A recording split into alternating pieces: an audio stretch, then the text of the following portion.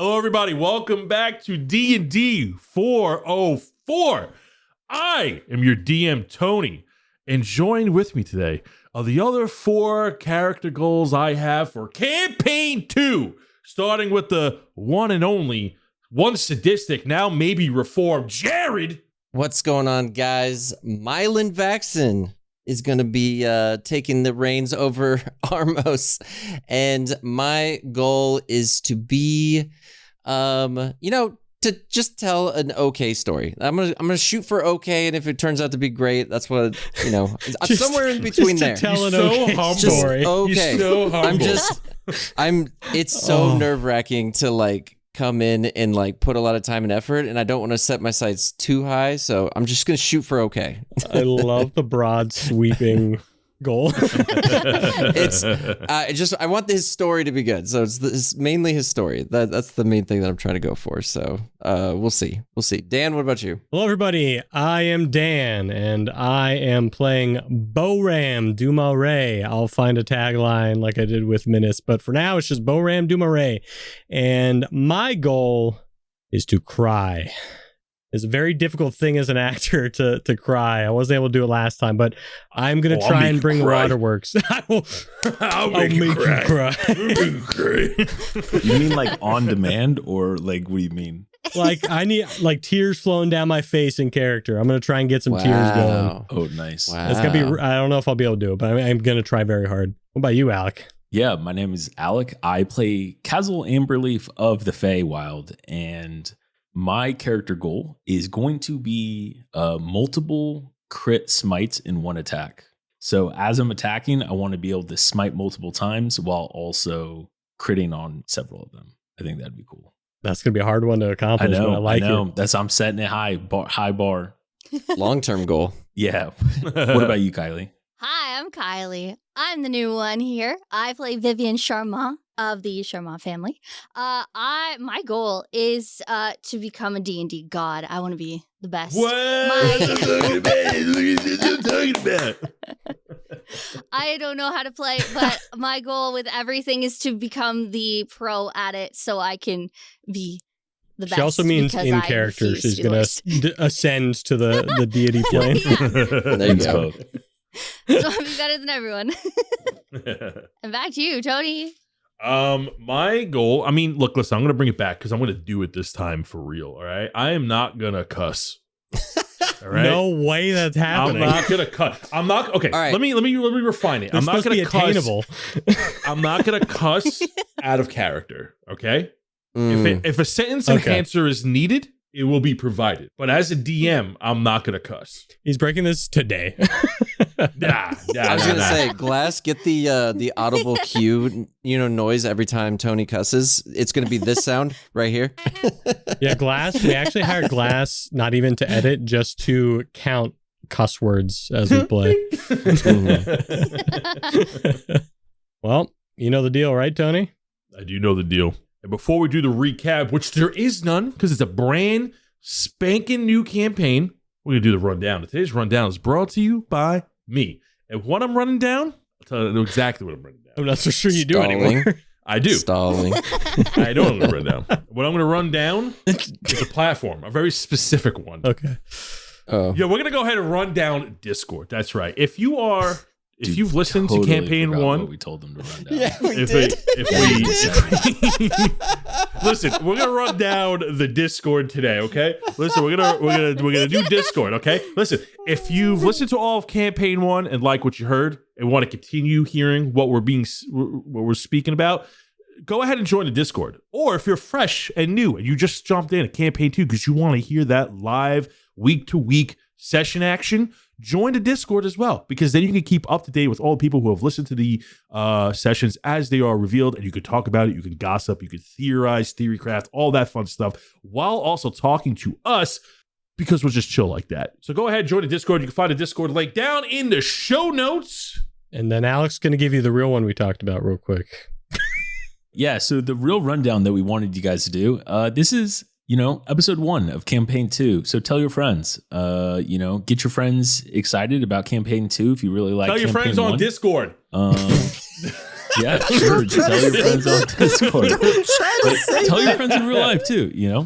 Tell your DoorDash driver when they come to your house.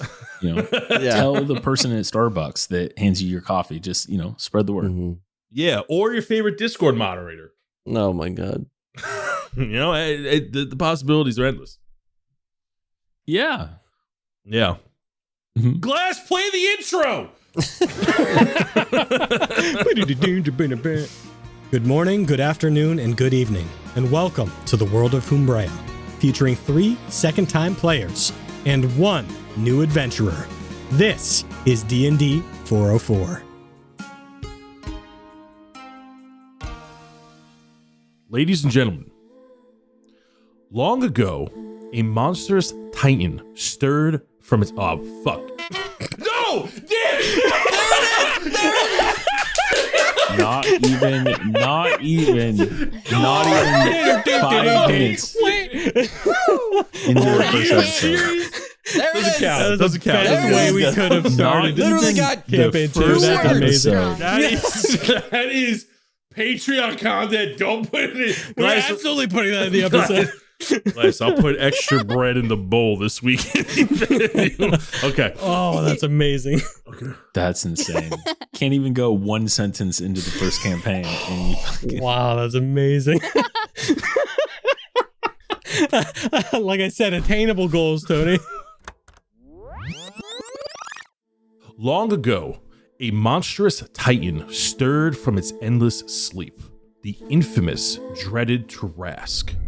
For many moons, it roamed the land of Umbrea, devouring all it saw. Kingdoms that once fought as enemies stood side by side, raising banners together to drive the fearsome beast back. At last, it finally sated its hunger. The Tarrasque returned to its hidden lair, and the world exhaled in a fragile relief. Half a year later, rumors and whispers spread like wildfire. A hunter had found the lair and slain the monster in its slumber. Few believed such a tale, and thought the evidence to be fake, until an adventuring guild uncovered a single dreadful egg. For you see, legends say that a Tarrasque will always exist, but that doesn't mean it can't be contained. Since then, mercenaries and wanderers scour the wilds, some chasing coin, others hoping to shield the realm from what might awaken. For now, the world rests easy beneath the starry sky, so long as the eggs are destroyed and the great beast sleeps within its unborn shell. Now, before we jump into the start of our session, we need to talk about a strange anomaly. 5 years ago, from our first session, a shooting star appeared in the night sky that became visible to all. It happened late enough to illuminate the night sky with its appearance, but early enough to be seen by most. When the shooting star appeared, it flashed in with a bright, blinding light and a thunderous boom, as if it suddenly halted from an incredible speed. However, once it appeared, it never left. The shooting star could be seen every night, as it now appears to be slowly flying through the sky and taking its time. During the day, it could be faintly seen beyond the clouds, and at night, its brilliant blue aura shines around a black mass as if it's burning. Everyone that night remembers where they were when the shooting star first appeared. People and creatures of the Heartland stopped to marvel at its seemingly impossible sight. Guards no longer stood watch, taverns stopped serving drinks, and even for a moment the trees stopped blowing in the wind.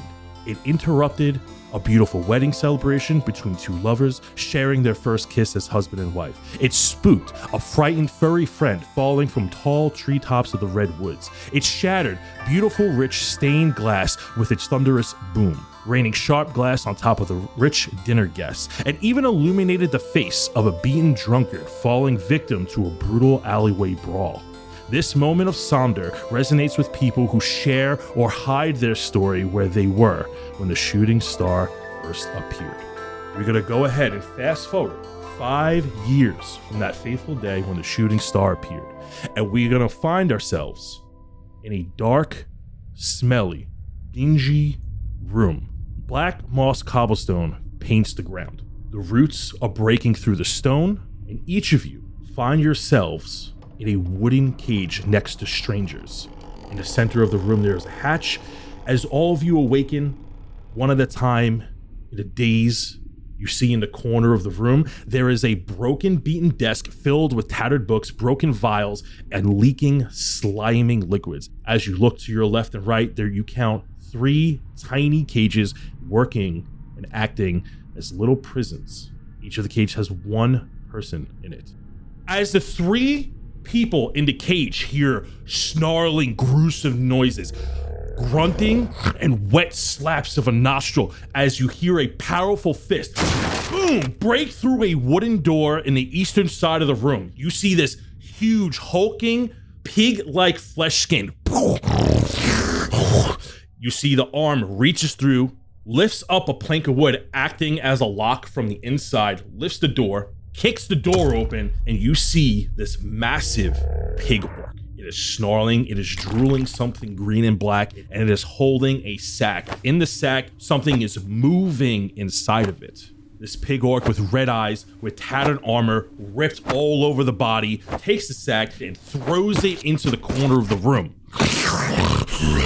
You see that the pig orc takes the door, slams it shut, puts its hand through the hole it created, and lowers the door back into a locked position. Jared, the bag that was thrown into the room is you, as you are stuffed into a burlap sack.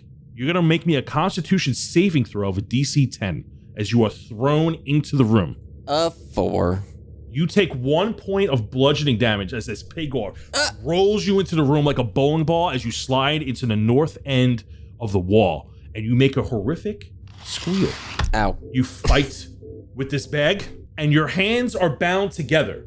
As if a small creature was shoved into this burlap sack, you're able to look through the tiny hole through the bag, and you see some torchlight as you find yourself in this strange room. Across from you are 3 shadowy figures that look like they're in their own little wooden cage prison, just waking up or very dazed, looking just as bad as you are. Jared, why don't you go ahead and introduce yourself as you try to free yourself from this burlap sack? As my character gets up and starts trying to figure out what is going on, in front of you, you see a red panda. He is about 3 feet tall, in tattered, wears light armor, and then with a scar on his right eyebrow. Myelin, as you free your head from this burlap sack to look around, your arms and legs are bounded, and they're bounded pretty tight together. You're having a hard time struggling out of this burlap sack, and you know that they've taken your gear. You heard some gruntish orc-like sounds. They sound more like boars than the traditional orcs that you may have witnessed.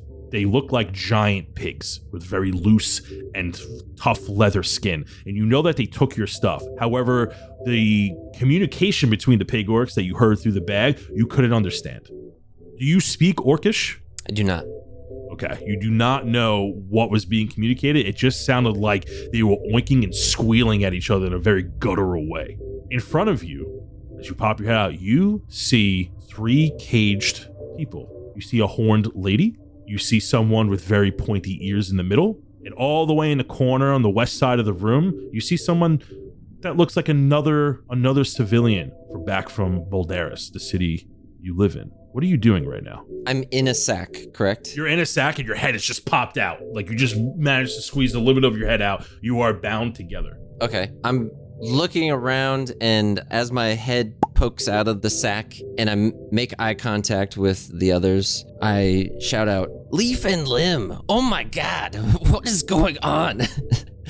And as I see the closest person to me, whoever it might be, which is the lady with horns, I'm trying to use momentum to like kind of plop and jump and make it over towards the crate. You begin to scooch the burlap sack forward as you get closer to the 3 cage on the southern end of the wall. In this room that's about 20 feet by 30 feet. This looks like an alchemic lab of some kind, or something that where people would experiment, or a study. And as you scooch closer, you've seen this horned lady. Kyleigh, why don't you go ahead and describe the character for us? I am Vivien. She is a mauvey, just like a pinky purple tiefling. She has these giant goofy horns that are curly, and she has really long purple hair. She has this super sick rogue outfit on that can only be described as super cool, that has some feathers on it. And she just looks overall pretty well put together, but disheveled, of course, because she just got locked in a cage. You got some bruises on you. As you were checking out this military compound in the forest before you got locked up, the last thing you remember was that as you found the entrance to this place, you were hit over the back of the head. Your head feels pretty rough. You were knocked unconscious, and you remember being dragged through the hall. You specifically remember this long, dungeon-like hallway before you were brought into this room. And you saw some cells of people who looked like they were eaten. You saw some gruesome sights before being placed in here. However, they did not place you with the people that you saw like half eaten, which came off to you a little odd. You see this red, furry little creature with its head poking out of a bag. What are you doing? Is she bound as well? You are not bound. You're just in this cage, but the cage is a wooden cage with some steel reinforced fortifications. Okay. Could her arms potentially fit through? Yes. Okay, sweet. I don't really know what's going on here, but if you can somehow get your way over, I could try to help you out of your bag. If you could help us get out. Help you get out? Oh, yeah. I can help. Yes. Very, very good. If you help me, I'll help you. You hear terrible grunts and snarls and squeals beyond the wooden door on the eastern side of the room. Hey, okay. We gotta be quiet. Oh, yeah, of course. Some thumps and thuds from the other side of the door. I pop my head back out. You pop your head back into the bag. And then I'm going to stay far away in the cage.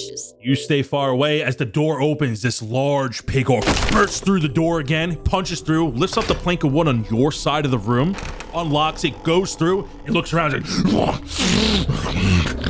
you see he reaches for a hand axe and yells and throws the hand axe to the southwestern part of the room towards the cage with a human in it. The hand axe lodges itself into the corner of the cage where Vivien, Myelin, you notice that there is a human locked inside. Describe a character for us. You see someone kind of wake up, taking time to get as much of a breather as possible. You see this guy stand up slowly, look around. You see a human with long, dirty blonde hair lean casually through the bars.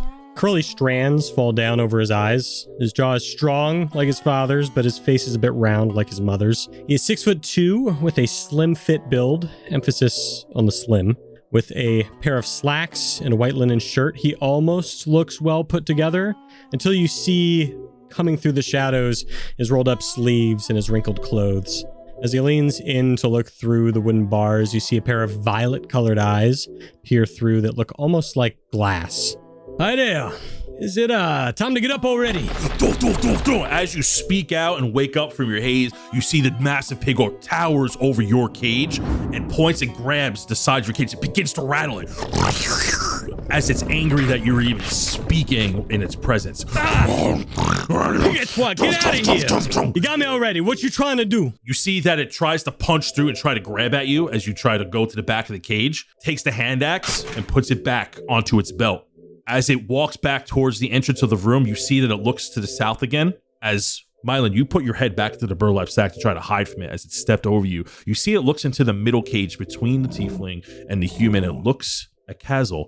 Alec, why don't you go ahead and describe your character for us as it stares at you with its red eyes? So Kaz'il is also tall. He is an athletic built autumn Eladrin, standing at exactly 6'3".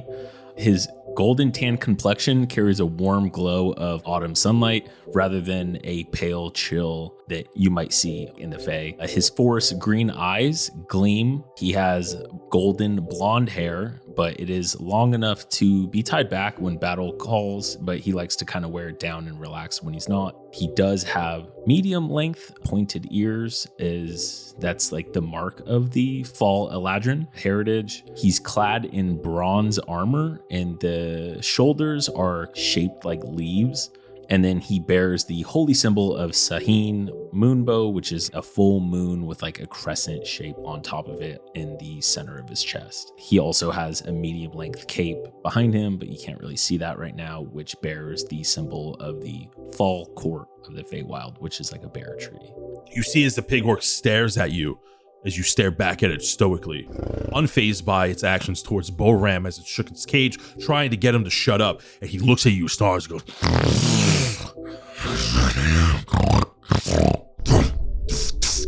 goes through the door, shuts it, puts its hand back into the room, lowers the piece of wood to lock it from your side, takes a piece of wood, covers the makeshift hole that it made. You hear the thundering steps boom off. The four of you are now alone again. As he walks away, you just see the sack just shaking profusely. Four of you seem to be bound in your own way. Three of you in your own individual cage, and Myelin, who is stuck and bound in a burlap sack, able to poke his head out. What are the four of you doing? He took his axe, right? He did take his axe. I mean, at this point, Boram's just casually leaning, like there's probably a vertical bar, or maybe a horizontal bar, rather, that he's leaning his forearms on as he's looking through. Kuyon. Those porks mean business, huh?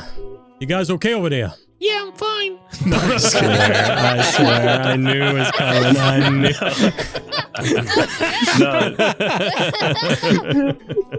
No, Kaz'il kind of is sitting down because he was in a trance when the orc walked in, and he kind of just picks up his head and goes, yeah, I think I'm pretty good right now. What about you guys? I've been better, but at least we're all alive. Do you want help out of that bag? The bag continues to shake, and you just see his hand slowly come out of the top of it as he's still trembling. Now that I'm up, I actually get a look at the red panda thing in front of me. I'm like, well, some of you order a letter. That one of them far-fetched courier service things, right? The panda's too scared to do anything else. He's kind of trembling.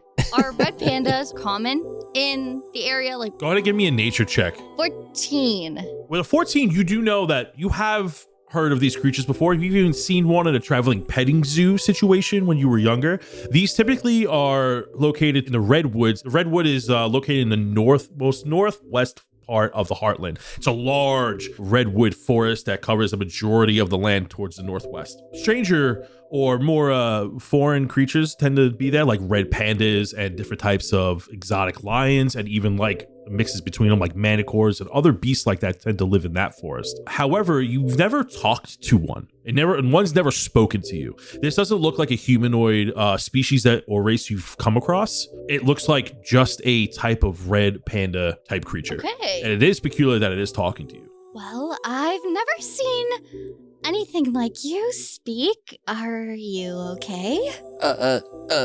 Yeah. Just a little overwhelmed. Hey, maybe you hurried up over there.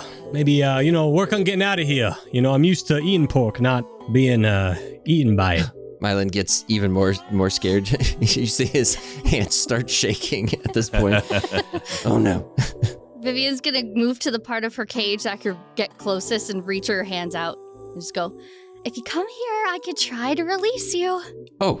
And then you won't be worried. Okay. How close? Like this close? And I do one little hop. How close? This close? What if you just roll over to the cage until you hit it, and then you'll know where you are? Oh, I'm good at that. I could do that. And I roll, and now I'm standing on the top. You stand on the top, and you're now able to reach Myelin. You see that his hands are really bound together, and it looks like his hands are like almost swelling up from the pure like pressure that is keeping his wrists together.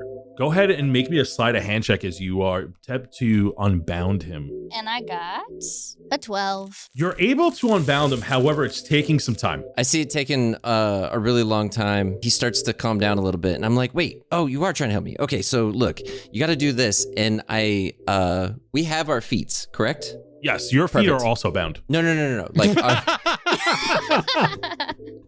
We have our features. Oh, your feet. Yes. So you guys have all your stats, but all of your gear has been stripped from you. Okay. So you don't have your weapons, you don't have rations, you don't have any starting gear. Yeah. Okay. So as she's helping me, and I'm like, you know what? Maybe if I do this, and I misty step to the side of the bag, and I'm like, see, look, you got to do this with the knot, and you got to untie it this way, and then look, we're free. Wait.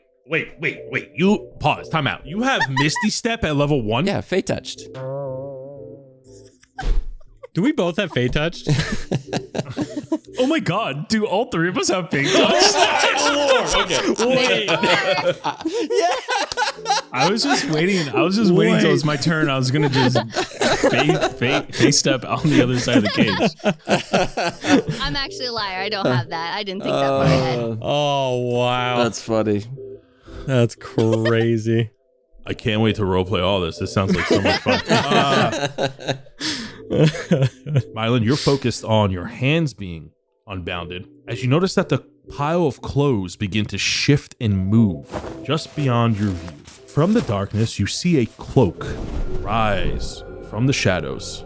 There are no feet, there are no arms. It looks like something is in the hood with no body, but you do not see any facial features or what's actually floating within it because it is shrouded by the cloak of the hood. And as it comes into view, you notice under a glimmering sheen from the low-lit torch in the room, a single iris of an eye glimmers for a second in the center of the hood. You see it looks at you and then begins to float over to the desk in the northwest part of the room. And it begins to move and shift through the broken vials, and it starts to open the drawers. And you notice that from the arms of the hood aren't hands. There are tendrils. As it comes out, opens the drawer, you see it pulls out a rusty dagger. Shh. It turns around, it looks at the four of you, and begins to float over. Closer to view. And then you see from another tendril from underneath the rope, it pulls out a strange mushroom. The mushroom has two mushroom-like legs. It's twitching in its hand, almost as if the mushroom is sentient. And you see it squirming within the tendril as it's trying to get out of its grasp. You see as the two tendrils hold up this very strange mushroom with its mushroom-like legs, with its red cap and polka dots, as it begins to squirm. You see it sweating. It takes the dagger and stabs it into the mushroom. The mushroom lets out a shriek as if a small rat was being killed by the dagger. And it begins to turn, and you see the puff of gas begins to instantly fill the room. Everybody make me a Constitution saving throw. That's going to be a 17 for Boram. Myelin got a 3. Kaz'il got a 7. And Vivien. 15. 15. You all fail as you inhale this noxious gas. It begins to fill your lungs. You feel it coursing through your body. It's burning you. You feel like you just inhaled something incredibly foul and hot. It stings like fire for a moment as the gas clears up. And you see this lifeless, now drained mushroom. As all the gas that was building up inside of it, it looks like it's deflated. Like a balloon just got stabbed, and it rests in its hand and it drops. And you see that the mushroom begins to dissolve. Boram, Kaz'il, make me nature checks with advantage. That is going to be unnatural 20. And Kaz'il got a 4. I'm a nature guy. What's going on here? Not this type of nature. Kaz'il, you're too preoccupied by the floating robe stabbing the mushroom as you don't catch any of these smaller details like Boram did. But there's no time for that because there's thumping and banging coming down the hall as you hear these horrific big snarls. Punches through the door, unlocks the door, and in that motion, you see the robe fly through the room, goes back into the corner, and then deflates into the pile of clothes. And you see that the orc shoves its head into the room. Almost like it's snarling a warning, and then moves its head back out, closes the door, and proceeds back down the hall. As the four of you finally catch your breath, as the noxious gas has faded from the room, but you feel like something's terribly wrong. You look down your hands, you look at your veins, you see that they're all now like almost coursing green. The four of you are poisoned. You do not take the poison ailment, however, you do feel shortness of breath. As Myelin hid for a second, you are now able to get his hands free and his feet free. Myelin, you are now unbounded and you can now move around freely. Can I look around to see what I can do to help the horned lady? Yeah, you're looking at all of these cages that the three people are trapped in. They look like cages for animals. You've seen these around the city before, and you always felt a type of way about it. But you do see that they're all padlocked. But you notice that the padlocks aren't, they look rusted over. Is there anything else in the room, like in this corner over here? As you look around, you notice that there are a lot of broken vials and destroyed equipment. Over in the northwest part of the room is this big desk with like stacks of tomes and glasses and broken vases. And you know that there's a drawer, and in the drawer were all these rusted knives. One of the knives that the floating cloak had pulled out to kill the now deflated mushroom on the floor. All right. I go back over to Horn Lady and I give her the knife. I think this might help. You see that you've handed Vivien this needle-like knife. Vivien, you know with this knife, this dagger, you can probably pick a pretty simple lock with it. I'm gonna do just the thing. Thank you so much, friend. What can I call you? So it's not, so rude. Yeah, Myelin? I guess, if you want to call me something. Oh, okay. Yeah. All right. Thank you, Myelin. Yeah, okay. This is weird. Okay. I'm gonna go over here and try to find more stuff. Hello? Are you friendly? As I go to Kaz'il. Yeah, I'm friendly. The four of you start coughing in between words. Maybe we hurry this up, no? Ooh, he don't seem friendly over there. I'll be friendly on me out of here. I'll be picking the lock while they're chatting. Go ahead and roll me a sleight of hand check. 17. You are able to pick your lock. Understanding these locks, the other two look the same, and you feel like you could confidently pick these locks as well. Do you want me to roll for the next two, or? You do not. It's your choice if you want to free them or not. Yes. Vivien would. Okay. You go ahead and you pick the locks of the other two cages, and the three of you are now able to stand freely, as these were you were hunched over in these cages because they were made for animals. Ooh, that wasn't no swamp kind of gas. That was bad. Boram, with your swampy 20, you know what type of mushroom that is. That mushroom is specifically not from the material plane. You've experimented with these types of mushrooms, and they are pretty common in other areas. You know that they're highly poisonous. You know that once inhaled, you only have a certain amount of time, once you're infected, that you will stop breathing, as it will slowly exhaust you to death. Mechanically, every 2 hours, each of you will take a point of exhaustion. On 6 points of exhaustion, you die. Every point of exhaustion lowers your movement by 5 feet and lowers all rolls by 2. Do I know where it's from? You do. It's from the Feywild. Phew. Listen, that thing ain't from here. It's from the Feywild. Bit far from here. Maybe this one knows, but it ain't good. That thing gonna, well, gonna eat us up till we sleep a very poisonous death there. Look, okay, you guys are free. You guys maybe go over there and check out what that was. I don't know what in the bark is happening in here, but I don't like it. All right, you do what you gotta do. I'm gonna see if I can find some way to get out of here. And he's just gonna search around to see if there's any other exit outside of the main door. Yeah, go ahead and you're now able to all move freely.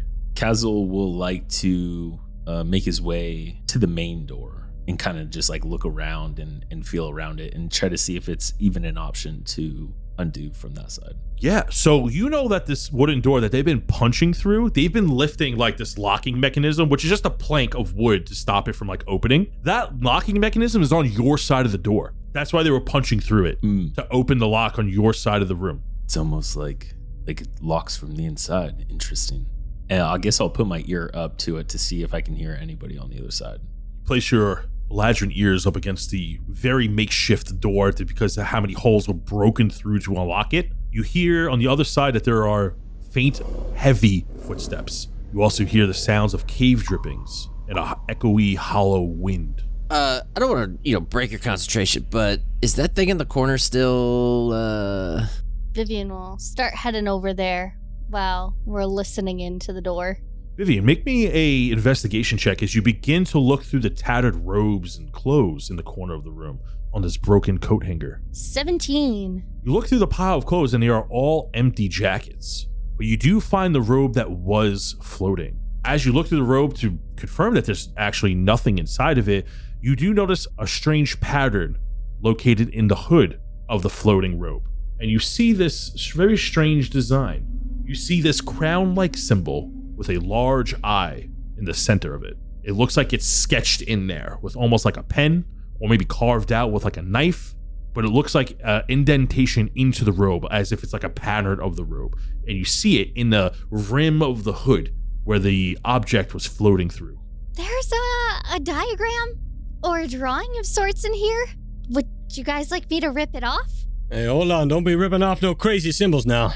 Let me see that. And then Vivien will just pass it. And Boram's gonna go over and take a look at the symbol, I guess. What you guys think? Maybe a cult or something? Maybe. Could Vivien pull on some history? See if she can recall it? Yeah, everybody roll me a history check. 22. You don't recall anything. This is very foreign to you. This is the first time seeing it. 20. Again, Swampy 20. Same to you. This is your first time seeing a sigil like this. Don't worry, guys. I got it. I rolled a nat 1.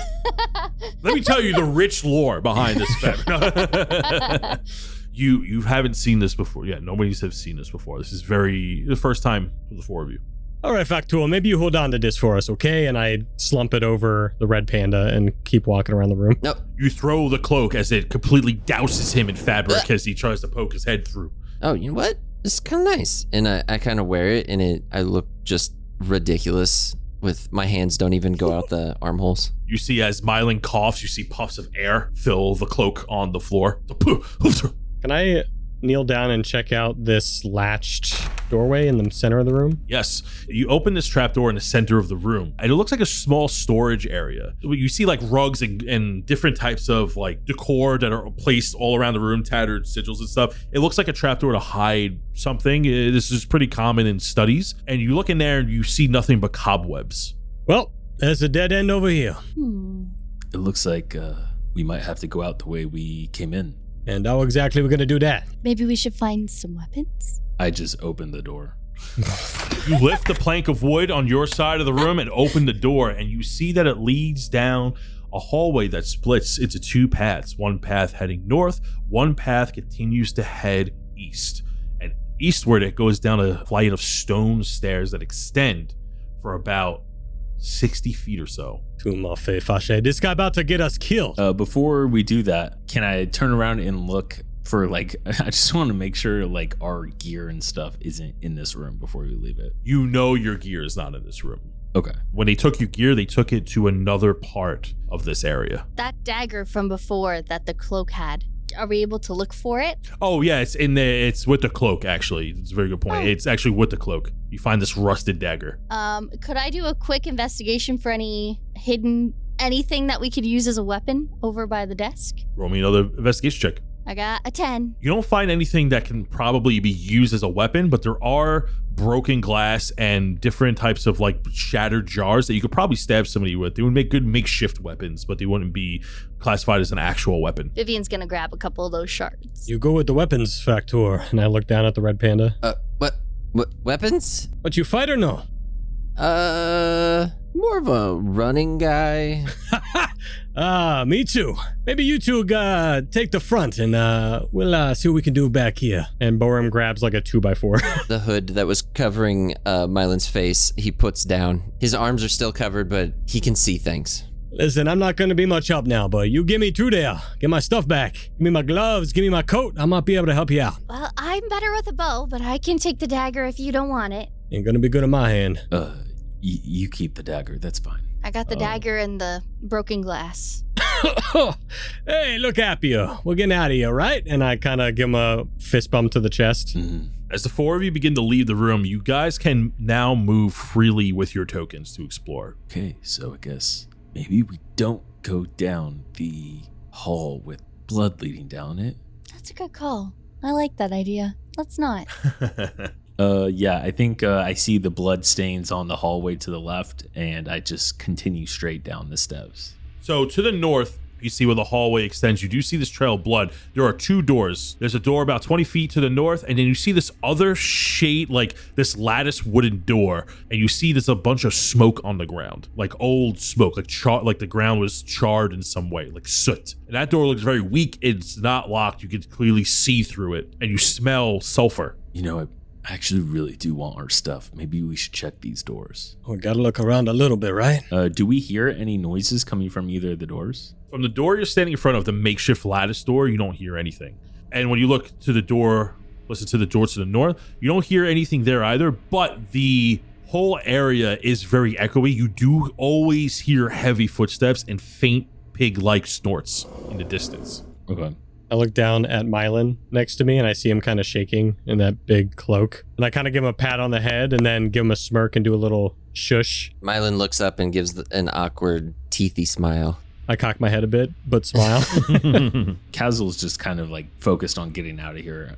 He's going to go to the farthest doorway, the non-sulfur door, the one, and try to open it, I guess. Vivien's gonna stay to the side of the door with the knife ready. You open the door and you see that there's a large room with cracked floor and there's rubble everywhere. And you see that there's all these old weapon racks, and you see that there are 3 doors in the room. To the west, there's a wooden door. To the north, there's this very nice green door. And to your immediate east in this room, you see this large red door. There are double-sided doors, but also beyond the corner in the darkness of the room, you hear these heavy footsteps and this loud pig snorts, this boorish sounds. You think just behind the wall is one of these pig orcs. Yeah, what do you guys think? Should we go to the red door to the right? Are there weapons in this room? You look over to the weapon rack to your left, and there is an old short sword in there. I will go ahead and grab that. Oh, okay. I'm gonna go grab that. I make a dash for the sword.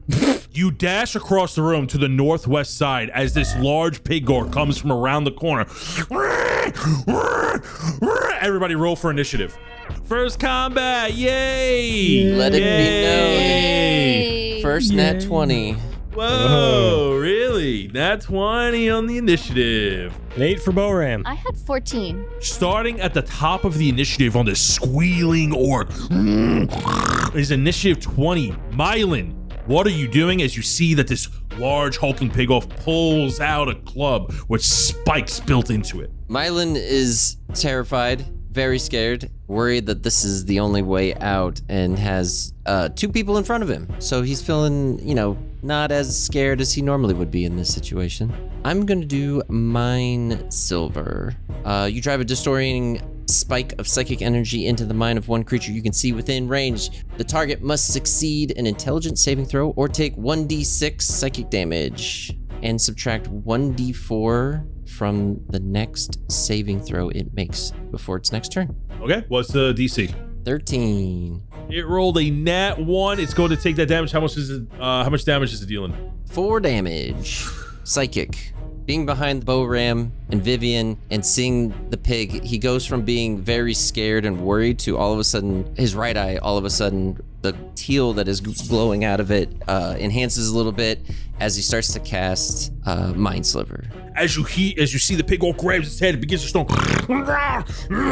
It begins to shake it off and begins to look around. Now that I've casted that ability, I'm gonna stay where I'm at. I feel like safe. Got 2 bodies in front of me. If I have to go anywhere, mine's good. We're gonna go ahead and move to initiative 14. Vivien, as you see this shrieking pig orc suddenly hold its head in pain, what are you doing? I am way too far to use this new fancy dagger, so I would like to cast Firebolt, if possible. It's a cantrip. Absolutely. We pulled up with a 14. A 14 is going to hit. Go ahead and roll for damage. All right, fire damage 4. 4 points of fire damage as you singe its leathery armor as it looks down and it looks at you. And you see as you hit this pig orc with a fireball and it begins to singe, you see that it begins to stare at its chest as the flames engulf and it begins to freak out.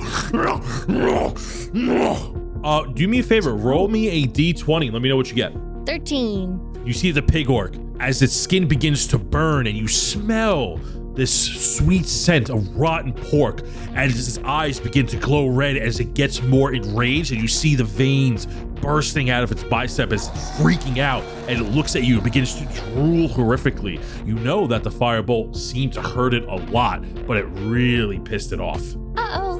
What else are you doing on your turn? You still have your bonus action and your movement. I might move a little bit out of sight over here, just to give me a couple extra seconds in case he goes charging. You sidestep about 10 feet to the east towards this large red door as this pig orc is snarling at you as we move to initiative 10 with Boram on deck as initiative 8. And you see it begins to move towards you, Vivien. It's going to move 25 feet as it heads south into the room, looks at you, and is going to swing at you with its club in enraged. It's going to go swing, and it misses with an 8 as it slams its club on the ground, and you hear the splintering wood from the sheer force as all this rubble and pebbles and rock begin to blow up in your face, almost as if it's like clouding your vision for just a second. And you see that it roars at you as we move to initiative 8. Boram, as you're looking at it from the side, what are you doing? Yeah, with Kaz'il going for a sword, Vivien face to face with this thing, I think Myelin's probably the only one that catches this. You see that Boram puts his hand up reflexively, almost like he's going to cast a spell, but then kind of panics, and then he goes to throw this 2x4 that he picked up as an improvised weapon at this pig orc. Roll a hit. 10. It hits it, but it doesn't do anything. You don't get quite enough force on it as it hits the side of it, and it completely ignores you as it's raging towards Vivien. As this piece will go, boom, falls to the floor. Oh, fuck this. And I'm going to use a bonus action Misty Step.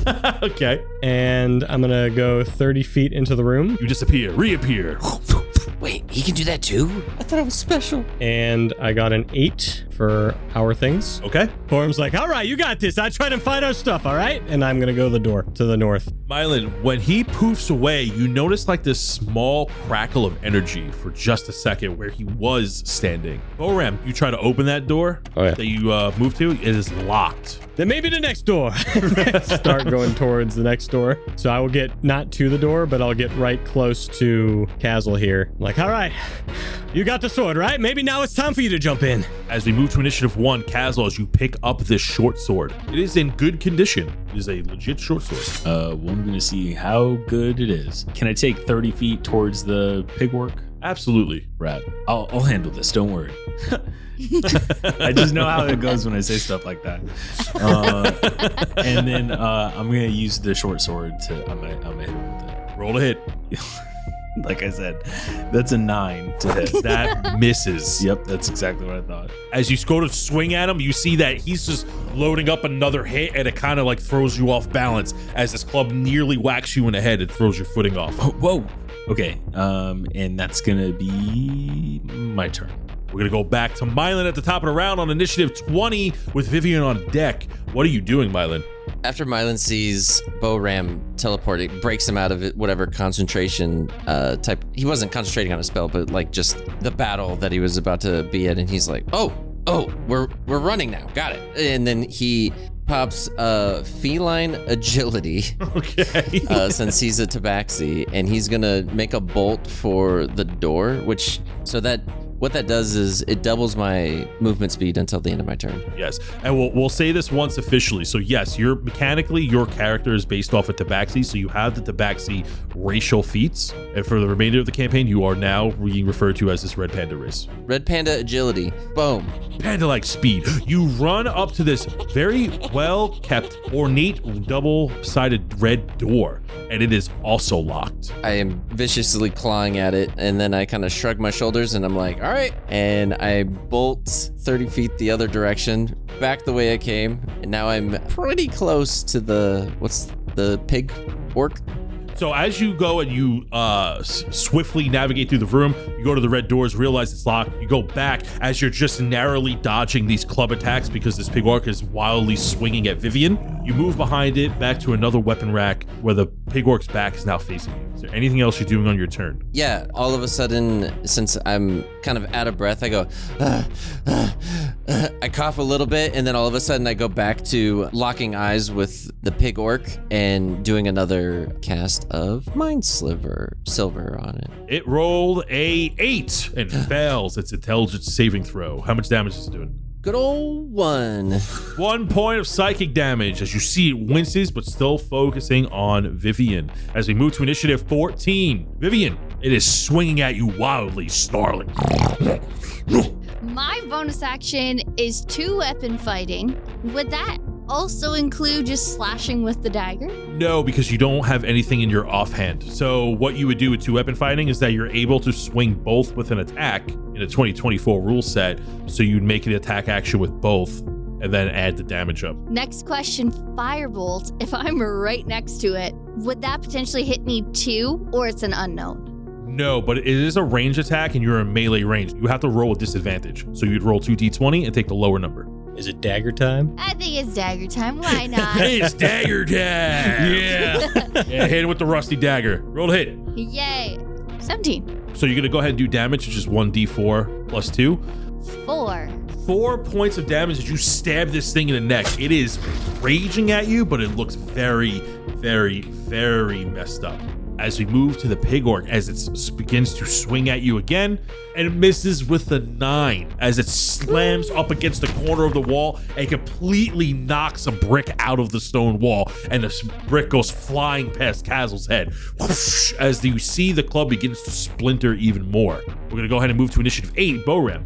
Oh, I don't like this. All right, another try, and I'm gonna pick up like a stone off the ground, the biggest stone I can find. Get a little closer and launch it at this guy's head. Go ahead and roll a hit. 15. Hits. All right. That takes 3 points of bludgeoning damage from a rock. You see this rock hits this orc in the head. Boom, falls in front of Vivien as it begins to bleed from the back of its head. Dan, roll me 1d4. 4. After a few moments, you see it begins to get up. Completely enraged. Blood is dripping from its mouth. Its eyes are rolled to the back of its head, and you just see nothing but bloodshot irises as it begins to rage and flail out in pure aggression. What else are you doing? Cheering them on as Boram kind of slinks into the corner of the room to pick up another rock. You go pick up another rock as we move to initiative 1. Kaz'il, what are you doing? He's just gonna keep trying to hit the pig as he kind of starts raging again. We're going to hit. Okay, here we go. Second time's a charm, and that's a nat 20. Ooh, go ahead. It's gonna be 11 damage. 11 points of damage as you slash him with your short sword, and you see that you leave this gnashing gas across his chest. It is still up and raging and swinging. What else are you doing? I would like to try to taunt it, I guess. So to try to get it to face me instead of Vivien, just say, hey, big guy, over here, come on. And it's just squealing at you. As we move to initiative 20, Myelin. Mylin's seen the big hit on that guy. Still with his eye glowing, he casts Mind Sliver again. It fails. Yes. Takes 5 damage and minus 1d4 on the next saving throw. Unlike the times before, it makes no reaction to that attack. Like- as it's still swinging blindly Oh, okay. and enraged. Gotcha. Okay.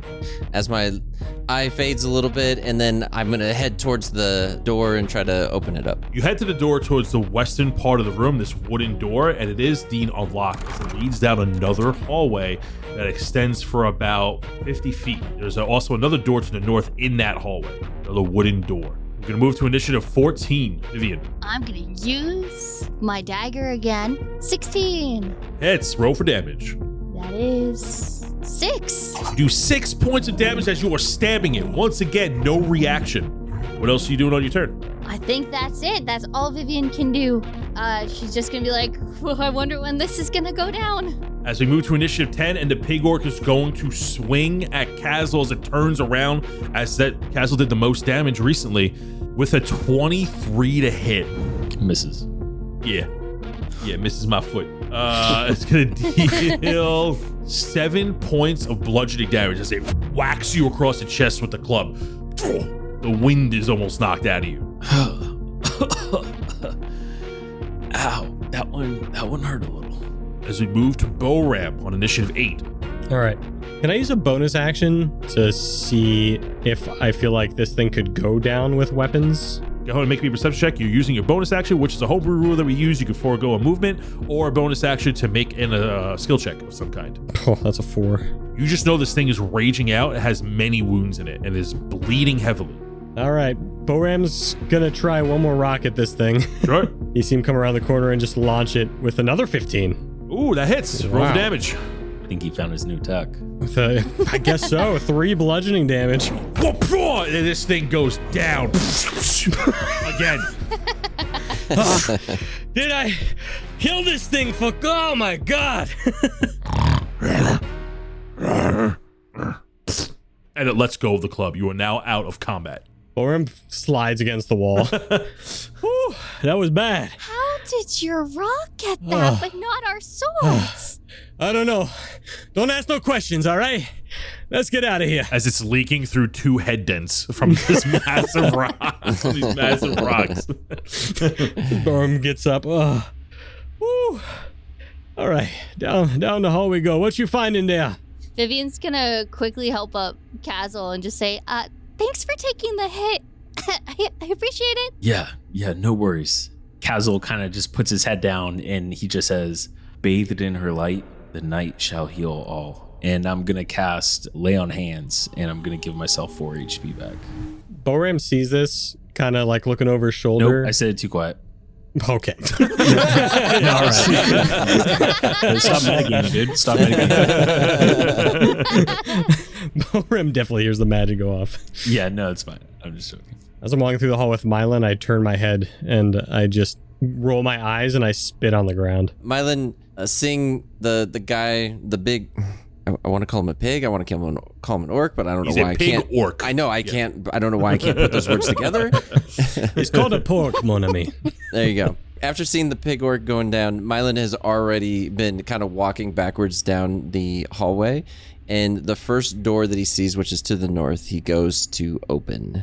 You open the door and it leads to this small stone room, low ceilings, but you see another one of these green doors. It matches the other set of double green doors in the room you were just in, also along the northern wall. This room looks like a smaller mud room. You see tattered scraps of like rugs, but this room looks completely thrashed with nothing of value in it. But it does look like a mud room of some kind. I kind of shout to the rest of the group, maybe in here, maybe in here, maybe in here. And I try to open up the next door. It is locked. You're moving fast for someone who gets scared a lot. Look, we just need to get out of here, and I want to live. We get our stuff back. Maybe we can use some tools to get through those doors, no? You got a good point. Let's focus on that first, Petit, and then we get out. And I pat Mylin's head. It startles him, and he sprints ahead, trying to find... Oh, he's crazy. You advance down this hallway to the west, and you see that it begins to bend and head southward. You see that the south hallway then extends further to the west, but you also see that there's a door to a room on your east. It looks like another one of these lattice-type doors. Just looks like a bunch of planks roped and loosely nailed together. Very much a makeshift door. Could I listen in to see if we can hear anything going on behind the door? You place your ear. You can even see through it because that's how wide the spacing of the door is. It looks like a closet or like a pantry of some kind. I think it's safe enough to go through. Vivien's gonna open the door, or at least try to. Open the door and you see that this large pantry is revealed. It's a square room that is 30 by 30 feet, and you see that there's all these like fruits and vegetables, but they look kind of rotten over, but they're still pretty good, maybe to pig orc standards. And you see that there's all these barrels and there is a chest in there. Good enough for Boram. He takes one. Oh my God. Would you look at this? And he starts running over to the chest, but he goes past it and sees whatever vegetables and food is there and just starts diving in. You sounded like almost there for a second, Jared. No. Did you say there's like fruits as well or just veggies? Yeah, it's fruits, vegetables, like gourds. It's like some apples that look a little rotten away, but you think you can eat around it if you're really that hungry. And there's barrels of like mud. Boram doesn't mind. He's biting into an apple and he kind of sits down on the chair. Whew. It's good to take a break for a second and eat. That's good. Well, with this poison, you can rest when you're dead. You open this chest, it's pretty large, and there inside you find your equipment. Yay! Nice. You see that all this stuff is lumped together. You got bags and satchels. It looks like just your normal adventuring gear, but things like rations or like ropes and all that utility stuff is missing. It is just your actual equipment. Okay. You see that the perishables and things of that, your bottles, or some of your bottles are missing, but your clothes, weapons, and kits are all there. Kaz'il, grabs his stuff and then he grabs enough rations for himself and then just like double takes the apples and just for some reason grabs 3 extra and puts them in his bag. As everyone's like putting on their stuff, he looks in the chest. Oh, yep. It's about what I thought. They ate my food. They ate my food. Well, I'm going to get back at them. And I grab a basket of whatever and start walking it down the hall. You take your stuff. Boram, you notice that some of your personal effects are missing. You have your gear, you have your armor, but you notice that there's a very important trinket missing. PK-12! Ain't no way. Ain't no goddamn way. And he kicks the chest. The chest closes. All right. At least I got this back. And you see Boram puts on this black leather trench coat. And he also puts on these goggles that have glass on them and like a leather strap in the back. And he starts putting on these leather gloves. And the gloves look really bizarre. They've got these almost metal copper saucers on the back hands and a bunch of metal interlaced throughout. What looks like these gemstones kind of set into the tips of the fingers. All right. Now it's time to party. And he puts on his stuff and does look a bit more excited, but mad about something. Vivien takes note of it silently, but is incredibly thrown off by the loudness. It's a good day, though. We getting out of here. You know, I get to adventure with some crazy folks. A pretty thing like you. And Boram kind of like nods to Vivien and then looks over at Kaz'il. You ain't so bad yourself. Well, my character's name's Kaz'il. So Kaz'il. God, it's happening. It's so good. It's so good. Thought you nailed it. I look over at Kaz'il, like, hey, you ain't so bad yourself. How tall is Kaz'il? He's 6'3". Oh, I'm looking up a tiny bit as I'm 1 inch lower than Kaz'il. I don't like him much taller, though. And he walks past Kaz'il. Wait, what about me? As I'm sitting there in a robe with my arm barely flopping out and the hood's over my face. Sorry, Petit. You just ain't my thing. He keeps walking down the hall. Kicks an apple as he walks out. Vivien just starts blinking silently. The four of you begin to cough violently. Everybody make me a Constitution saving throw as you cough down this hallway. Nat 20. Dang. 3. 16. 19. Myelin, you take 1 point of damage as you throw up some blood. And the blood is a bit green. Oh, no. Are you okay there, little guy? No. I don't know what's happening. I don't feel so good as I keep coughing and with my hand on the wall, walking down the hallway. As you walk through the stone halls, the stagnant air becomes harder to breathe as the four of you are having these occasional coughing fits. The coughs echo through the halls, but does not seem to alert anything. As this hallway extends westward and then bends south and then back eastward, almost as if it hooks around, and you see another wooden door. But on the other side of this wooden door are heavy grunts and thunderous booming steps. And you hear some like furniture being dragged, like heavy crates of some kind. Does it look like the door locks from the other side, or does it look like it locks from this side? This looks like another one of those makeshift doors. It just has a handle on it from your side. I kind of look back at everyone and I just give them a nod, and I'm going to open the door. Could Vivien crouch first, like a stealth? If you like to stealth and hide, you absolutely can. Go ahead and make me a stealth check. 19 plus 4, 23. With a 23, you go ahead and you try to make the shadows your friend as you bend and duck around the corner, peering through as they're about to open the door. Kaz'il, you open the door, and there is a pig orc with its back to you as it's moving like this broken bed frame. It looks like it's trying to adjust it. The mattress on the bed is completely shredded. You see that there's like feathers being knocked around everywhere. The room looks like a small barracks of some kind. Once made for soldiers resting, now looks like a home to some of these pig orcs that is trying to use the broken bed frame that's obviously crushed from its own weight, and it's very furious with it as it attempts to fix it by breaking it more. Has it noticed you? Can I do like a quick read of the room then and see if it looks like there's a way out? Go ahead and give me a perception check. That's a nat 1. With a nat 1, you don't notice anything. You're actually kind of freaked out by the hulking size of this thing. Knowing how hard they can hit and how hard it was to take down the first one, this is what you're focused on. I kind of look back to everyone else just to see like what they think. Like, what do we do? Takes a piece of wood, throws it on the other side of the room, and smashes against the southern wall. It begins to sniff the bed frame. I just feel like this opportunity wouldn't happen again, so Myelin gets a devious plan. Okay, so I look at Vivien, who's right next to him. Okay, look, you see this? And I hold up my cloak. Okay, look, I get on your shoulders. Okay. Okay. If we go around and we scare it, because when I get scared, I run also. So then it will run away. And then we can check and see if the room or if there's a key in here. It stomps its foot and stones crack beneath its hoof. Boram, make me a perception check as you're studying the room while these two talk.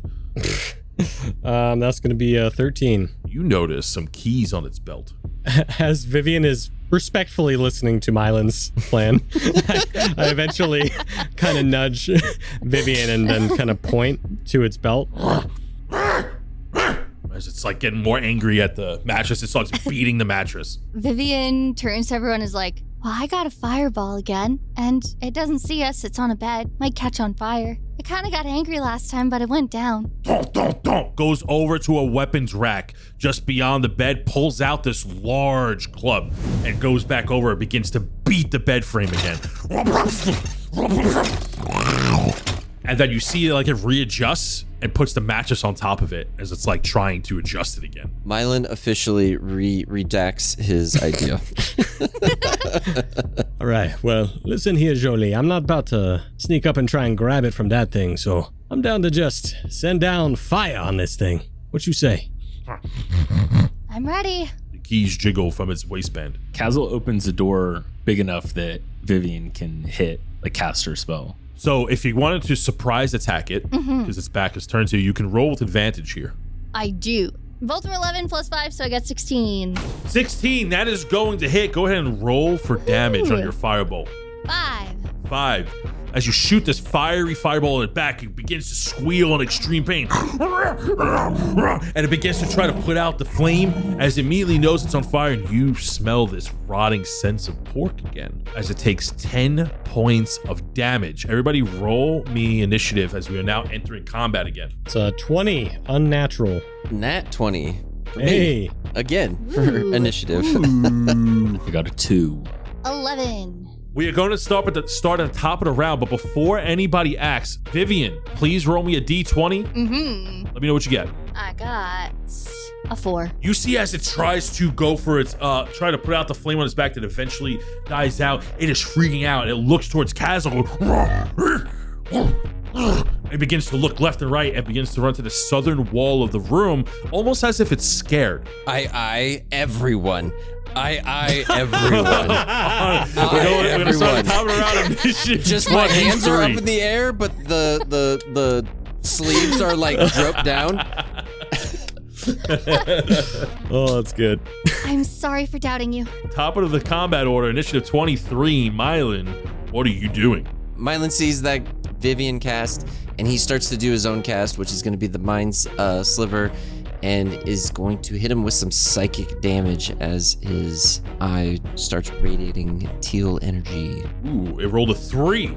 It fails. Great. Good old 1 damage, but Takes 1 point of psychic damage. subtract 1d4 next time it has a saving throw. Myelin hears that. He did his part. After doing his cast, he kind of looks around and he's like, and walks back up the hall so that he's behind everyone. As we move to initiative 20, Boram.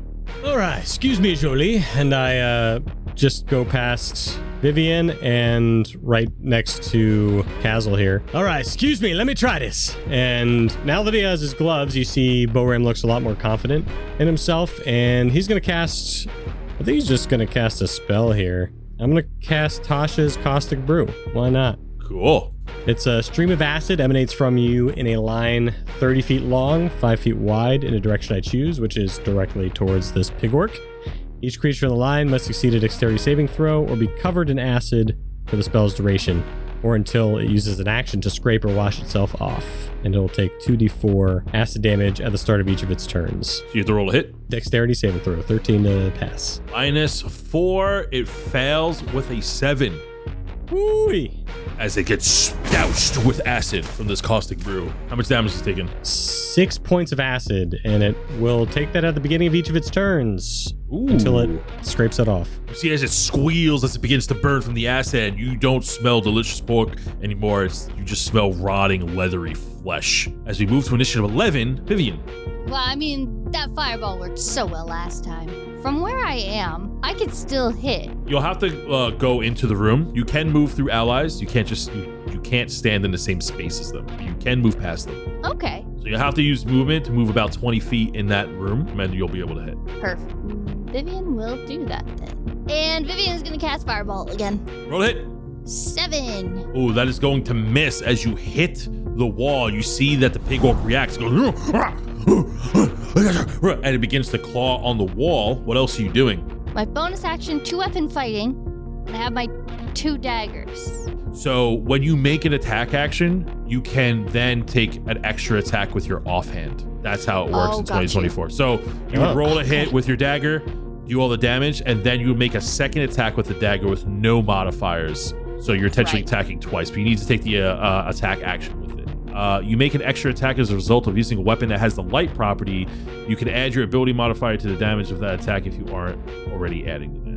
Okay, so next time I use my dagger, I can go ahead and do it, but not in this instance. Yes. Perfect, that's it for Vivien. She's content. As we move to initiative 10, which is the pig orc, and rather than turning around and attacking, you see that It takes acid damage. Oh, yes, it takes acid damage. You're absolutely right. How much damage? Wow, 8 acid damage. You see as it begins to burn a hole in the back, it also burns a hole in its neck, and it slowly slides down as its big meaty paw grabs onto the stone wall, and you see that it touches a loose stone. And the loose stone goes in, and a doorway begins to open as it tries to go through a secret passage in a wall, but dies. And as the stone wall reveals this staircase that heads downward into a dungeon-like hallway, its body rolls down the stairs slowly. Boom. That is where we're gonna end our first session. Oh, wow. Damn. Woo! Oh man, we just started. We just started. It's good. All right. You guys killed 2 pig orcs, which is 2 more pig orcs than I thought you would kill this session. I'll be honest with you. We're not going to talk about pig orc mechanics in the after show, no sir, because you are still in this den. Mm-hmm. And you still have some more to go. Yeah. We did Sure level do. up though, right? No, absolutely not. I mean, Get 2 comfortable pig on level 1. orcs. You're going to be it for a little more. I mean, I'm just saying 2 pig orcs when you didn't think we would do it, man. No, Right. I don't know. But it was fun. Oh, I love it. I love it. It was so much fun. Good to be back. Yes. It's good to be back. It is good to be back. What was the last time we played? Like the actual campaign? We played we ended at the beginning of summer. It is now October. Our first campaign in months. Woo. Yeah, about time. Woo. One shots of fun, but it's all about the campaign, Mm-hmm. in my opinion. Kyleigh, Yes, it is. what'd you think? Yes. First session. Oh, yeah. What'd you think? What'd you So think? fun. This is really good. Yes. I've never been this engaged in, okay, recently I was engaged in a Pathfinder game and I was like, okay, I'm locked in. This is good practice. But no, this one, so fun. I really love all the characters. So I'm having a good time. Already got some good Pathfinder. characters. Did you say Yeah, I know. Pathfinder? Number crunching? Gross. It's fine, I'm dude. sure, even though I never I played. know Thought had empty it. I let them number crunch for me. Tony has an opinion about Pathfinder. A little bit. I can Nah, see. it's all right. It's all right. It's just I don't like. Look, dude. I'm 34 years old. I work about 60 hours a week now. I don't. The last thing I want to do is follow intense skill trees and number crunch for 3 hours. I'm good, bro. I like simple numbers and simple dice rolls. Okay, That I'm a being simple said, man. Simple man. Pathfinder, if you want to sponsor our podcast, you just let us know. Yeah, We'll and change switch. Tony's mind. You pay us enough, we'll switch right now. We're not ashamed of it. Yeah. Bring on the money. We'll make him play it. Look, I have a lot of strong opinions, but not stronger than that paycheck. You know what I'm saying? So listen, let's see what number. You're all about number crunching. Let's crunch them numbers into my bank account. You know what I'm saying? Let's do it. But no, you All right. did wonderful for your first run with us. It's very like this is the first time we've all like really played together. So this is I mean, you guys got to hear it. I mean, this is all first Only run. played so- one test with Kyleigh. Yes. Yeah. So And this I is was really First of all. nervous as hell. Yeah. Yeah. This time, less so nervous. I used a voice that I'm very comfortable with, so it Yeah. works out. So It I hope worked it's not really an well. annoying voice. Nice. Yay! Very No, cool. Phenomenal. only Kaz'il has an annoying. No. I thought you were gonna stick with that, and I. I should I have. would have left. I would have quit the Oh podcast. yeah, I would love another should've. 100 episodes of that. That would have been fantastic, dude. Who knows? That's what I wanna Maybe he'll talk like that for some reason, like he gets like kicked in the nuts or something. There you go. First things first, before we move on to some stuff. Since it's your first time with us, Kyleigh playing Vivien, why don't you give us a suggestion that everybody should be watching, eating, reading, Oh. playing? Oh, playing? Yeah, okay. I heavily suggest Claire Obscure Expedition 33. It has been my absolute obsession for the past month. month. I've written so many video essays on it now, which I don't normally do. So, especially if you love really well-written, explored characters, lived-in worlds, honestly, it's amazing. And the beautiful artwork, soundtrack, music. If it's not Game of the Year, I don't... Lies, scam. You should play that. Heavily suggest. Nice. That's a good suggestion. That is a good one. Video reports, number crunching, more French. I mean, what are you, a nerd, Kyleigh? What's going on? Damn Canadian, dude. I don't know what it is with Canadians, man. I mean, you're like, listen, Glass is the worst Canadian there is. I'm going to be honest with you, but you're like a close second.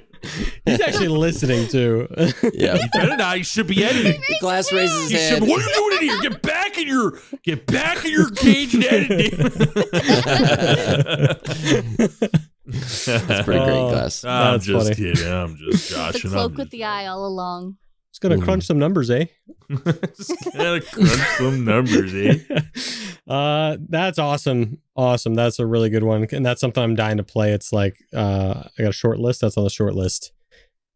We are, by the way, for everybody listening, now move to the top. Everybody listening, we are going to start putting suggestions for the four of at the beginning of this episode. If you are new to this, we did a the four whatever in our whatever, and that's where we just give you a little bit about ourselves, opinions. We're not allowed to say the same thing, so sometimes that leads to arguments. But give us suggestions. If you are part of the Patreon, you can freely give those suggestions in a chat we have in Discord. Doesn't matter what tier you're part of, as long as you're part of those tiers. Give us those suggestions, and we're going to start putting them on a wheel. And we're going to spin that wheel at the end of these episodes and do whatever you give us. So nice. On the next episode.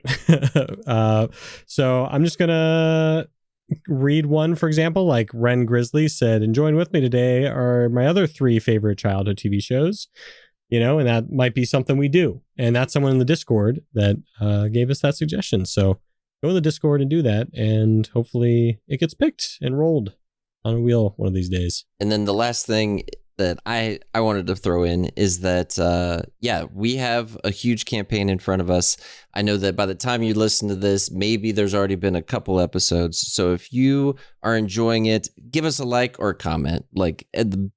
Just let us know how we're doing. That's all we're asking. It's just so we can keep on track and make sure that we keep getting better and better. So we appreciate that. Smash that bell icon. Yeah. Smash and subscribe. And tell all your friends on Discord, where you chat with everybody every day. Message a friend, make a friend, let them know, tell them come join the Discord. Link down in the show notes. There you go. That's a callback to the rundown, by the way. I don't know if you guys caught that full circle. Yeah. All right, everyone, give your most pig orcish goodbye. Bye. Bye. We snore.